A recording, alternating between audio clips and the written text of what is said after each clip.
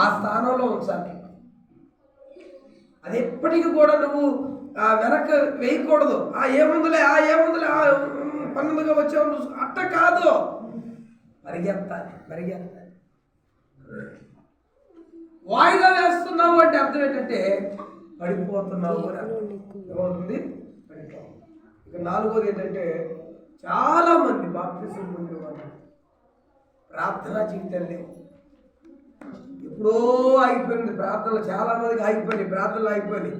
పరిశుద్ధాత్మ దేవుడు లో నుండి చేసుకో ప్రార్థన చేయన్నా సరే వీళ్ళ ప్రార్థన అయిపోయింది. మోకాలు వంగట్లేక వాళ్ళకి మోకాలే వంగట్లా. కావాలంటే పరిశీలించుకోండి మీ అంతరాత్మని. మోకాలు ఎప్పుడన్నా ప్రార్థనలో వంగినాయా? చేసుకోవాలని పరిశుద్ధాత్మ దేవుడు నీ హృదయంలో ప్రేరేపించినా నీ మోకాలు వంగవు. ఈ నాలుగిట్లో కూడా చాలా మంది ఫెయిల్ అయిపోయి కొంతకాలానికి లోకంలో కలిసిపోతున్నారు. దేవుని బిడ్డలారా, ఒక్క మాట చదివి మనం ప్రభు బలలో చేయవేద్దాం. హెబ్రీయులకు రాసిన పత్రిక ఒకసారి రండి, 6వ అధ్యాయం. హెబ్రీయులకు రాసినటువంటి పత్రిక 6వ అధ్యాయానికి రండి. 4వ వచనం చదువుతారా?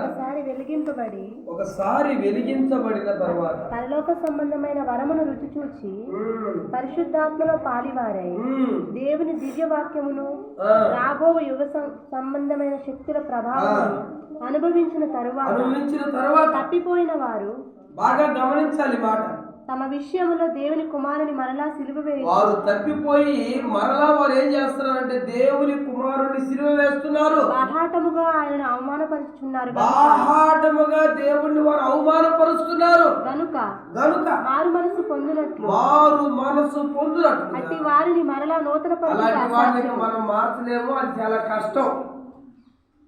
మరి ఏంటి వీళ్ళ పరిస్థితి? కొంచెం మీరు ఆలోచన చేయండి. ఒకసారి వెలిగించబడ్డావు అంటే ఆ గ్రహింపులోకి వచ్చావు. ఏంటి ఆ గ్రహింపు? యేసు ప్రభు నా కోసం ప్రారంభించాడు. ఆయన గొప్ప దేవుడండి, ఆయన రక్షకుడండి. నిజంగా ఆయన నమ్మిన తర్వాత ఎన్ని గొప్ప కార్యాలు జరగడం నేను చూశాను అని సాక్ష్యం చెప్పి ప్రభువుని నమ్మి బాప్తిస్మం పొంది ఆ తర్వాత